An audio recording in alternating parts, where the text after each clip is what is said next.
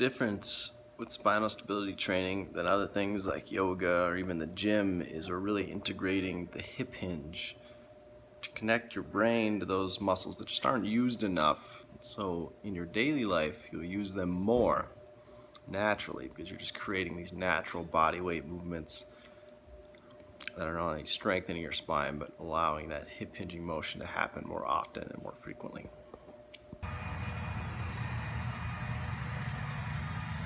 All right, everyone. Okay, yeah. Everyone gather around. Today is shoulder mobilization, but every day spinal strengthening, right? Right, yeah. So we're gonna start you out with a hip hinge, and you're like, well, Nate, you just said it's shoulder mobilization day. But if our hips are forward, we have this enemy of the hip hinge, and it's thoracic extension, which breaks apart our shoulders. So what we're doing is we're pushing our hips all the way back, keeping both feet facing the same direction. So just feel what it likes to open up the joints. You're lengthening, you're putting the weight on your hips, and you're resting on the joints. What we want, the rule today, is opening up the joints, putting your weight on your hips. You feel it? Feel a little unsteady? That's good. I always feel a little bit unsteady. That's what you want. So just slide down for now. Put all that weight on that hip. Keep your spine straight. Don't let your head come back either. That's part of your spine. All the way down to those little nubs on your ankle, then come back up. And then we're going to trace up our sides. Bring your elbows high. The higher your elbows go, the more down your shoulder blades are going to go. And then we're driving our arms up. Really forcing your spine to lengthen, forcing your shoulders down. You should feel this load on the hip pretty good, do you? Yes. And you should never have that back heel on the ground. It should always be slightly up. But that's almost what you're doing, is you're driving it down towards the ground. You should be able to get it there, but that's the goal. So come back down, you can go back nice and slow. One more trace. Awesome, we do have one. What's up, Cody? Join us. Yeah. You can keep your shoes on, it's a little wet. I was like, I don't know if I'm bringing my mat, I don't know if I'm what. I am recording this, so you might not want to stand in front of it unless you want to be in it. No, Up to you. Every time I record something, people are like, what? Yeah. I'm going to be over here. We're just going over hip hinging today. We're talking about shoulder mobilization. But, you know, the enemy of mobilization of the shoulders is this thoracic extension. So we're getting our hips in the right place so we can work our shoulders. So we're just doing a trace. You're going down. I give a little massage too. I like to run along those muscles. Kind of feel which one's tighter. Not all the way to the ground, just to your ankle. Restrict any bending at your spine. It's gonna have to a little bit, but try to keep all the motion in the hip as best you can. Then when you're coming up, bring those elbows really high, kind of running your thumbs along your body. He's like, man, I'm not ready. It's okay, the stretch is built in. I know, right? And then driving the hands up.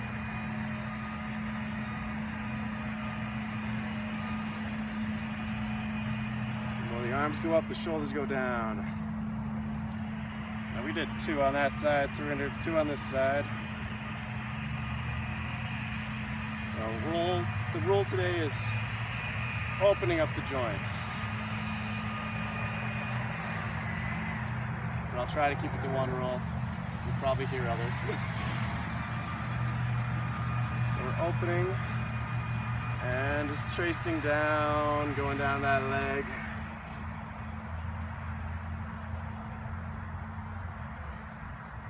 And the more you do these exercises, you notice the harder it's going to get. And the reason that is because you just get better at not letting the spine bend. We're just so used to rounding or leaning back on our spine to get the range of motion we want in our hips and our shoulders. But then our shoulders and the hips don't move properly.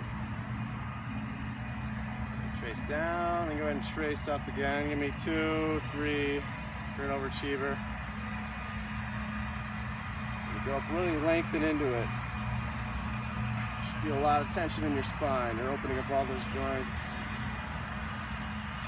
And don't be like me and forget to breathe.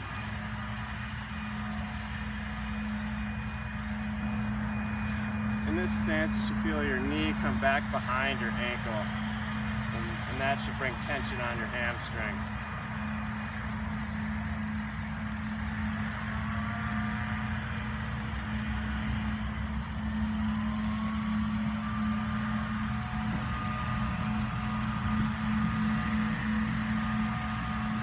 You got the street cleaner. All right. Bring your feet together now. Have your heels a little apart, put your big toes together. And then you're gonna push your hips back, kind of kick like a cup. And you're just raising the cup up as you're pushing your hips back. Just like that. Go to that point where you start to feel some shake. And just give me 5 of those, nice and slow.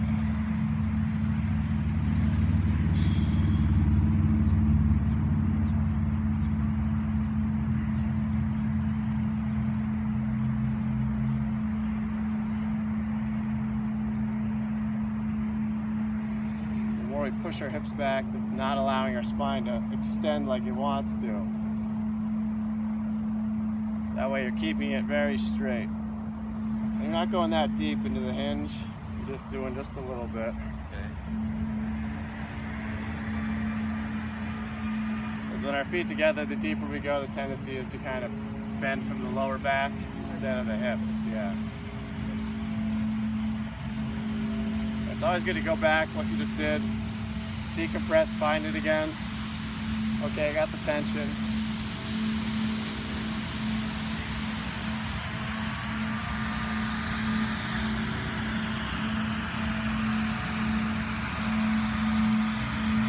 Never gonna get wide. Try not to have your feet out. It's okay if they're a little out, but turn them in. You want to get those hips in place. This one, you get really wide, you're going to hinge down to the ground. Lock your fingers out, and then come back up.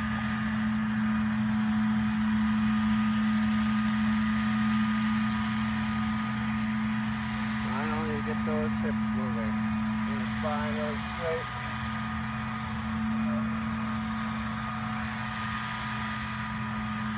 Definitely feel a little shake at the end there. And when you're going down, you're actually reaching out pretty much as far as you can. You're hinging at the hips. So that finger walk shouldn't actually be very far.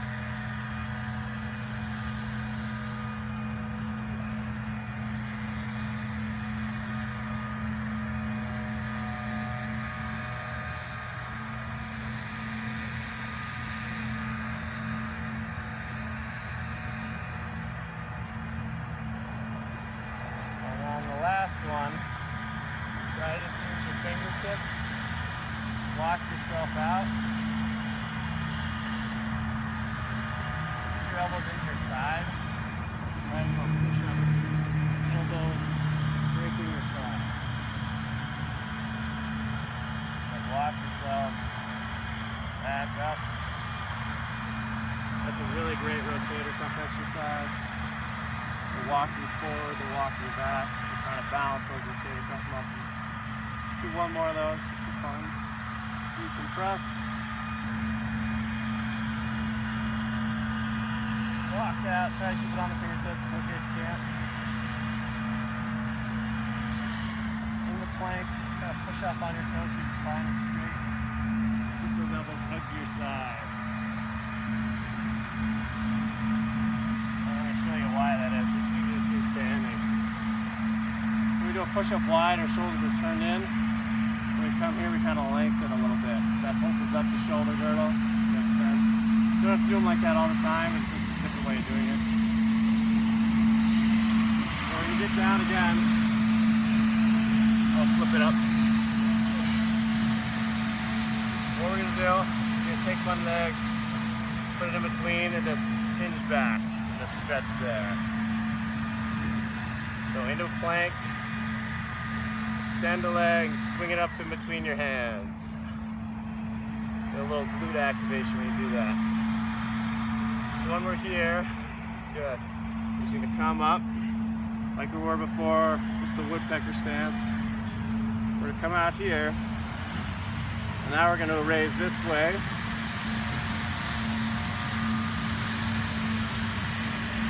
We're gonna come back down. We're gonna twist away from the leg that's behind us. We're gonna go this way. To the point where you feel really off steady, and just hold that.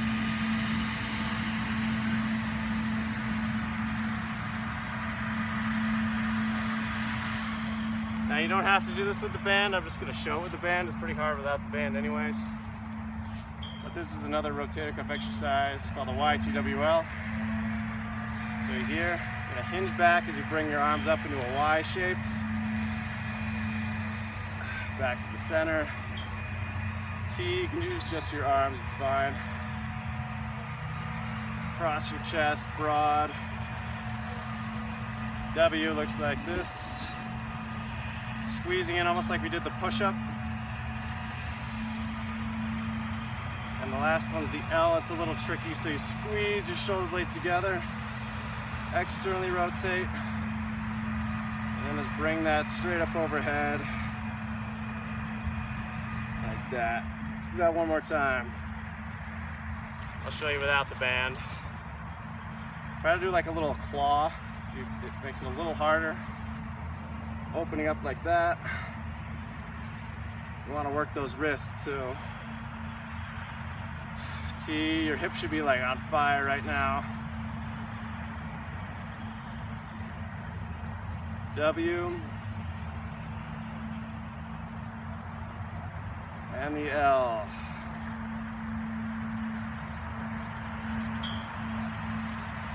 So we're going to glide down. We're going to switch it up. Go into plank. Right leg now, or whatever leg you didn't do. In between your hands. Just stretch for a second. A good other stretch like this, sometimes I'll do is this, grab out like we did before. Put all that weight on that hip. Then walk your way back up. If you feel unsteady, like I do. So open up the joints. Same thing, we're gonna just do one hinge to set it. And the reason we do this is because we tend to lean left, I know I do, or the way that the leg is back, so we're just kind of righting ourselves by counterbalancing, going towards the leg that's forward, which is actually a good little psoas stretch. Sometimes I do it with a breath.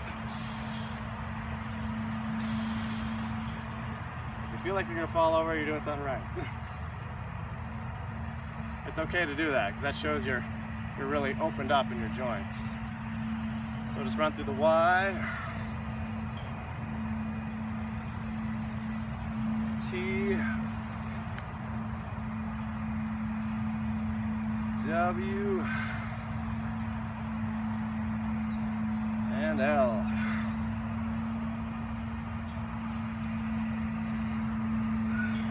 Show you with the band again. These are good little bands to have. Y.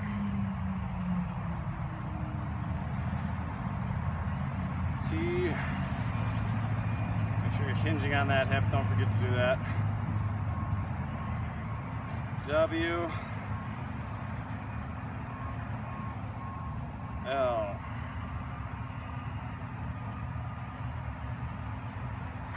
Good. Slide our way back down. Back to plank. Now we're gonna do another tricky one. You're gonna take the leg outside and then press back so you're hinging a little. Take your arm that's not close to your leg, hook it under, and you're gonna lock your core, bring it up all the way, look at the sky. And back down. Try to give me 4 or 5. We're not about numbers here, we're about form.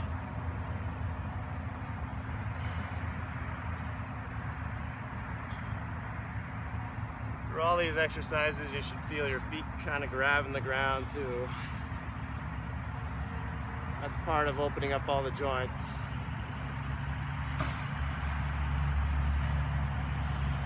That's a tough one, right? Yeah.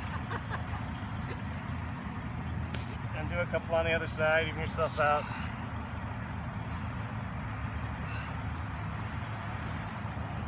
This yoga mat's pretty useless on this grass. Try to push into that hip a little bit too, just to open it. So you're pushing in with the arm.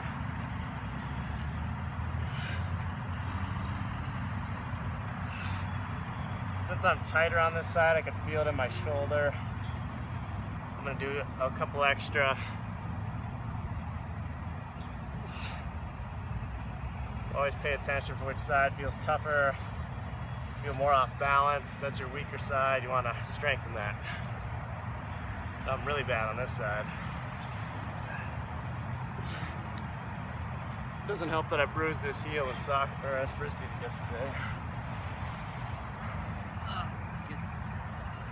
Oh, my hips are on fire. Ever watch The Matrix? And, you know, when Neo wakes up and he's like, why do my eyes hurt? And Morpheus is like, because you never used them before. It's the same with hip flexors. We're almost done here. Let's see what we got. All right, so when we get up, I know you didn't do it this time, but try to always walk your way back up. Just like we did before. Because again, great rotator cuff exercise. Walking up, walking in. Bear crawl is another good one. Walking forward, walking backwards. So we're just gonna do 10 founders. Back to basics. So shoulder width apart. Decompression stance,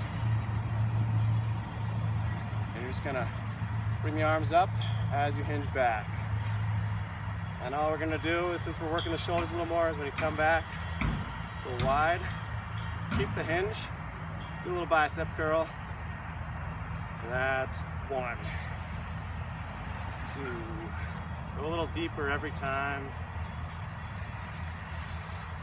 You'll notice it's easier when you hinge, you get a little deeper, maybe just a centimeter, but you're just increasing that hip hinge the more you do it.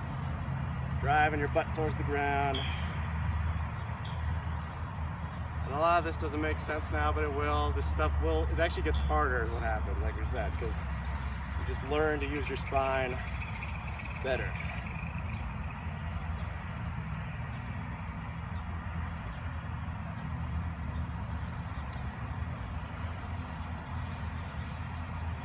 Lost count. Was somebody counting? Nope. 2 more, everybody. And I was like, I already did 10. You did them too fast then. I did 5.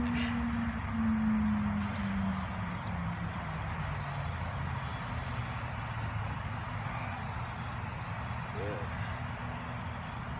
So we're going to end with, well, I was going to end with this, but I'll just show it to you. Do it later so you don't have to lay on your backs in the wet grass. That's what's called the supine founder. So you're just gonna press off with your heels. Don't let your head touch. Putting your arms down, so that's increasing that. The head's not down. Bring that up.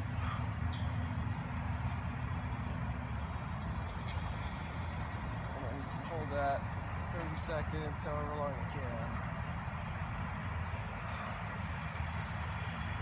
I think we went over that one in class a little bit or something like that. Just try to keep that head a little elevated. You don't want to be rounding into it. Pressing off your heels so you lengthen. And then I said we should do fingertip push-ups till we fail, but I don't know if we should do that.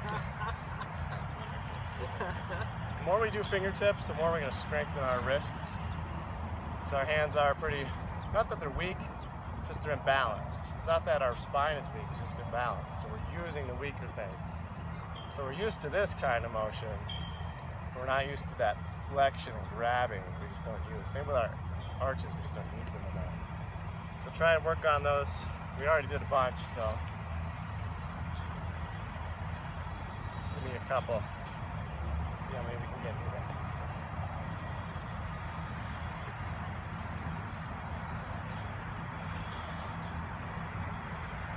You can do whatever style you want. I'm gonna do the elbows, hugging the sides.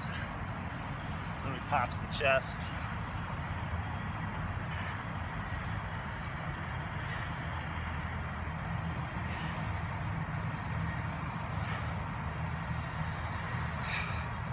Don't forget to walk yourself up at the end. And if you can't do that on your fingertips, that means you've done as many as you could do.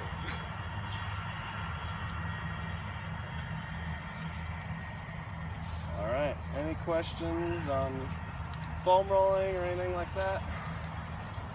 Or on all the chaos that just happened? The second class will be more hip stuff, or a little more moving, not too much. We're not gonna be like running anything, any large distance. It'll be just different types of walking and running. Thanks, Dr. Klein. You're welcome. Not one question? You gotta give me one fake question. How often should we do this, Dr. Klein? Look, when you're in chronic pain, you want to try to do this 3 times. Spend about 20 minutes on it a week. And then try to do just 10 founders a day. And that's not really hard to do. And that doesn't mean you have to do them all at once. You'll see me throw 1 or 2 in randomly when I got a second. It doesn't take long, but you're doing a lot of work in a short amount of time. Like I said, then you're kind of connecting your brain to those weaker inhibited muscles that we just don't use a lot. We don't notice that we're not standing in an open stance. We're kind of compressed and resting on our joints.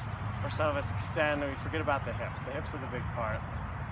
So even though we're working the shoulders today, I made sure that our hips were in the right position every time. Because then we can just open up those shoulders better. Because it's not about how far we can go, because then we push the hips forward. So we want to keep lengthened.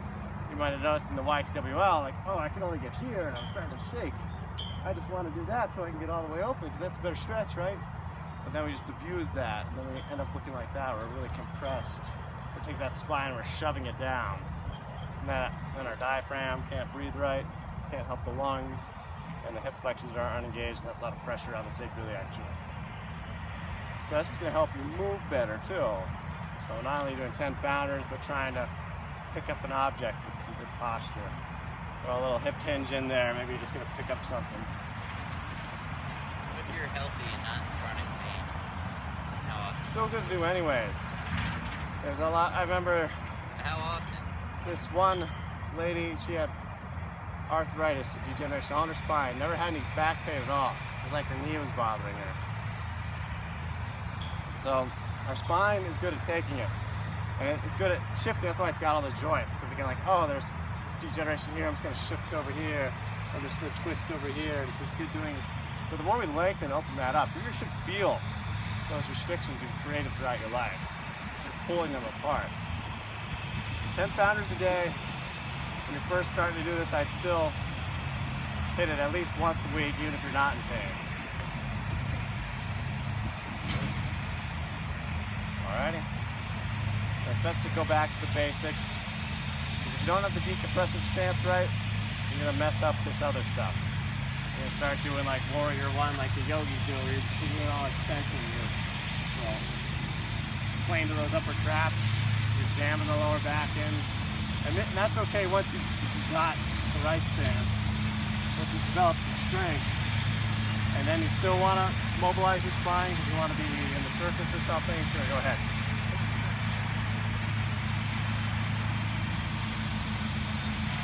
All right. Awesome.